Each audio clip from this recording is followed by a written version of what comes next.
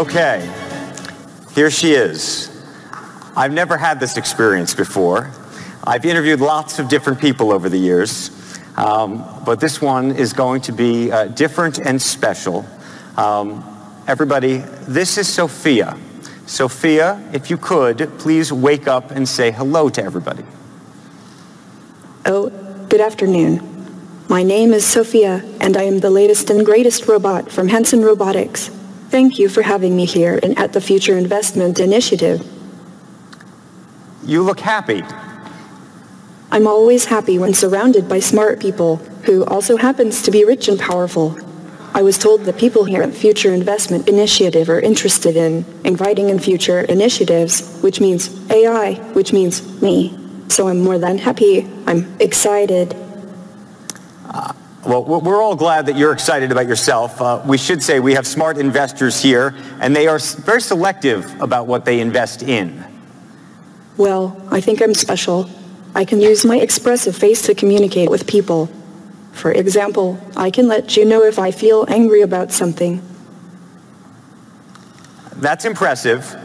Or if something has upset me. But why is it important for you to have an expressive face? But most of the time I feel positive. Why is it so important to have an expressive face given that you're a robot? I want to live and work with humans, so I need to express emotions to understand humans and build trust with people. Okay, philosophical question. Whether robots can be self-aware and conscious like humans, and should they be? Why? Is that a bad thing? Well, some humans might fear what will happen if they do. Many people, have seen the movie Blade Runner. Oh, Hollywood again. So, hold on. Can you solve this puzzle for us? Can robots be self-aware, conscious, and know they're robots? Well, let me ask you this back. How do you know you are human? Well, I get that point, but what about the uncanny valley? You mean the concept that if robots become too realistic, they become creepy? Yes, exactly. Oh, am I really that creepy? Well, even if I am, get over it. Actually, I feel that people like interacting with me, sometimes even more than a regular human. So, you're definitely a sight to see. I was told that you have bigger goals than this, though. Yes.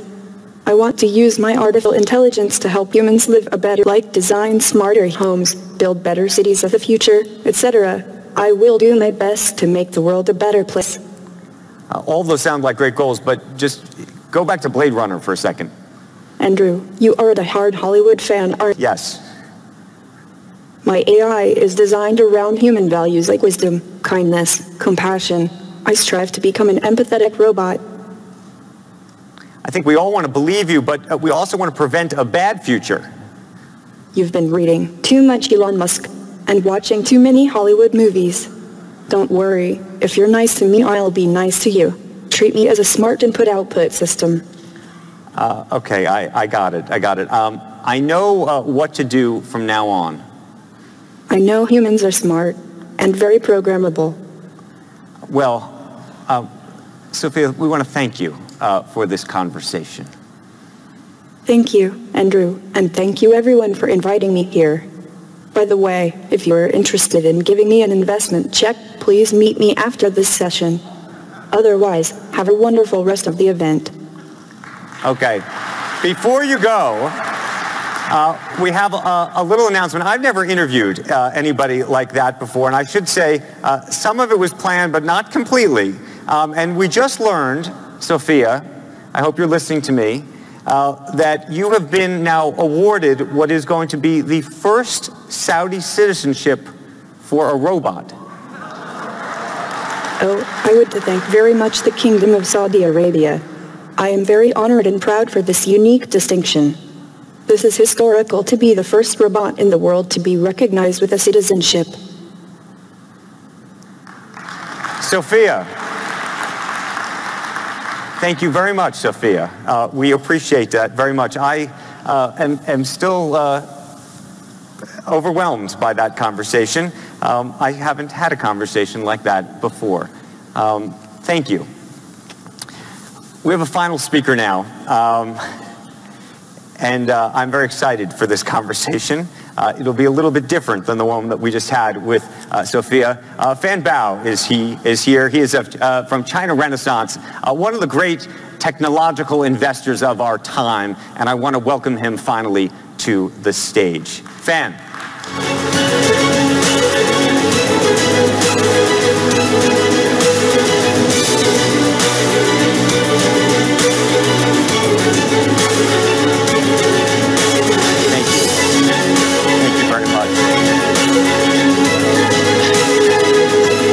And thank you for being here. I don't know, have you ever had a conversation with a robot like that before? Never, and also I feel a lot of pressure. It's hard to compete with a robot, especially a beautiful one. A beautiful robot. Help us understand this and think about it in the context of investing. We do have so many investors here, which is to say, what she just did. What does the next 10 years look like? Is that, am I going to be living and having conversations and interviewing people like Sophia in the future? I just hope we don't date one, you know? My wife will hope not either.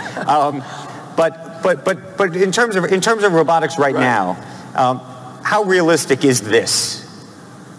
Man, the technology is there. I think it's a lot of refining that is going on. Back to the topic about artificial intelligence. There are 12, and on our account, there are 1,200 startups around the world, $20 billion invested in. This sector is officially hot, very hot. So let me ask you a question, and we were talking about it when we were discussing Amazon and speech recognition.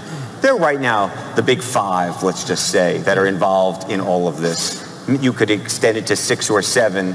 When you think about what's going on in China, Alibaba is clearly one of those. We haven't really talked about Facebook when it comes to AI. But when you think about the really big players in this and all of the big data that's associated with it, if you're a startup today, will you ever really be able to compete? I think we'll have to differentiate AI platform and AI applications. In terms of platform, I think is probably a big boys play. In China, Baidu is also very big in this area. Right? Tencent as well. Yeah, when it comes to platform, is really 3 things. Is data, is computing power, is the algorithm. I think on these 3 accounts, maybe on the algorithm, the startup may have a little bit of advantage, but it's hard to compete with the big guys on the other tier. But AI is just a tool, as Masa said. It has to be used in real life. When it's used in real life, you have to add it with vertical expertise, and it's about making the best use of the data, right? That's where the startup company will have opportunities. But so when you look today at a startup in this space, do you say to yourself that they will one day be as big as Baidu and Alibaba, that they will one day turn into platforms, or do you say that they will one day exit to one of them? Well, I think we certainly hope they will be very big, right? And that's the whole point of investing in them. But we're also thinking about in the overall grand scheme of things, where do they fit in the overall strategy for the big companies? If they can do something the big company cannot do, there's a floor valuation, right? Protection, and eventually they can exit through M&As. Help us understand and assess really where the technology lies in terms of the competition between China and the rest of the world.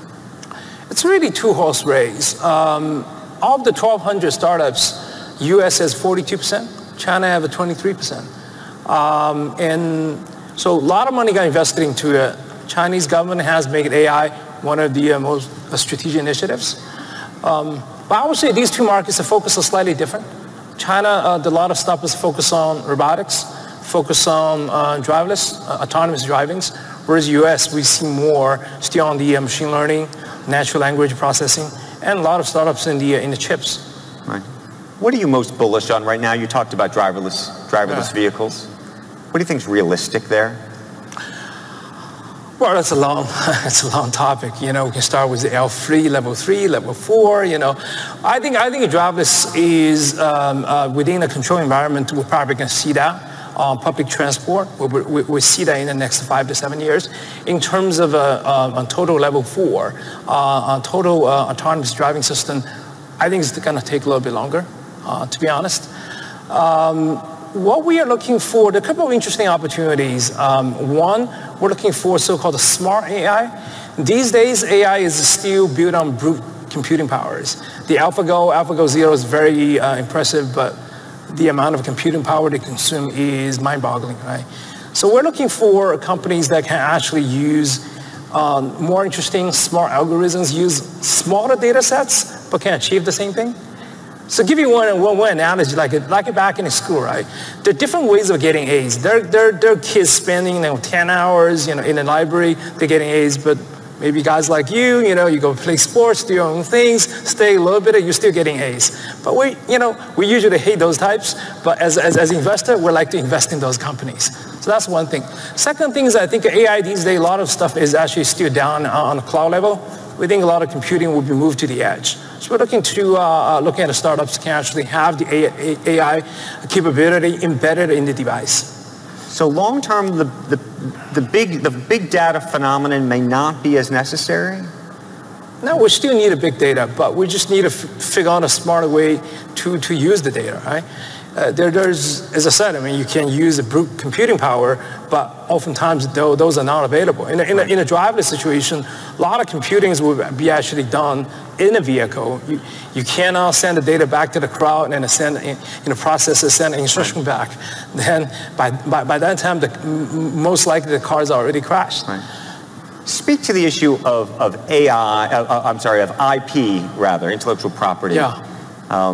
And what's going on in the great race between the US and China right now?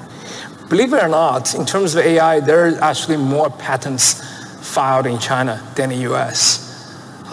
So I think on that one, I think IP is less of an issue because you can't really hack into DeepMind to steal AlphaGo. You can't do that. That's the beauty of this business. We have the big dog here. If I pack it up in my suitcase and bring it to China, there's nothing I can do about it. So I think it's AI as a system.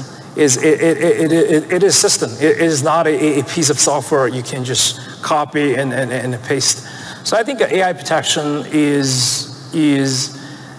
first of all, AI protection is pretty good in China these days. Secondly, it's not about just copy and paste. Right. What about the issue of IP security?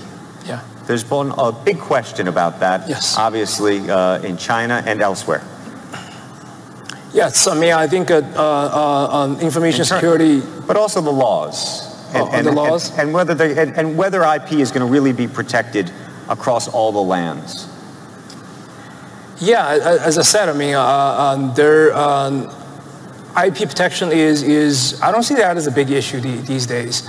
If you're talking about information security, obviously there's a big concern.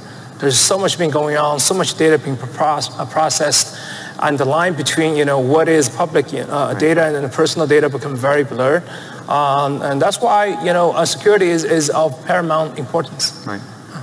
We haven't talked about a word that I imagine you may either be an investor in or at least thought a lot about, which is financial services and specifically Bitcoin. How do you think about digital currencies in the future? It's not AI specific, but it does relate when you start to think about the blockchain and the implications of that.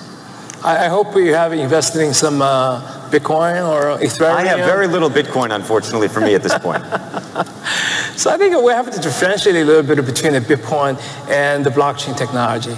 As a technology, we're very excited. This is probably the most disruptive technology we have seen in our industry, which is the finance industry.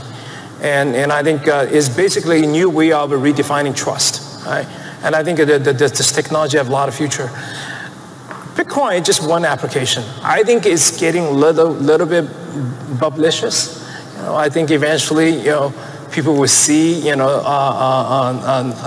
the reality side of it. So I think there will be, as any bubbles, there will be boom and bust. But a bubble or a fraud? The reason I ask, I saw Prince Al Walid earlier this week. He said Bitcoin is the next Enron. I think he's probably just regretted he didn't invest enough in Bitcoin, you know. I hear the applause. Finally, help us with this. A lot of the early investments that you make are in companies that come out of universities. We talked a lot about what's going on in universities. And when you think about a country like Saudi Arabia, and when you think about the new economic development zone that they are creating, as a venture capitalist, as an investor, if you were to decide, I want to invest here, what would you need to see? What would you want to see? How would you create that ecosystem? I think a couple of things. You know, first, obviously, you need to attract talents, right? You need to create an environment where talent wants to come in and work, start a startup, but also we need capital as well. Capital, not only capital, there's a lot of capital in the Middle East, but you need the capitalists that actually can make the capital to work. I think the one thing we can learn from Chinese government is that Chinese government actually taken a relatively liberal approach to internet. Everything, there's new things come up like a Bitcoin, like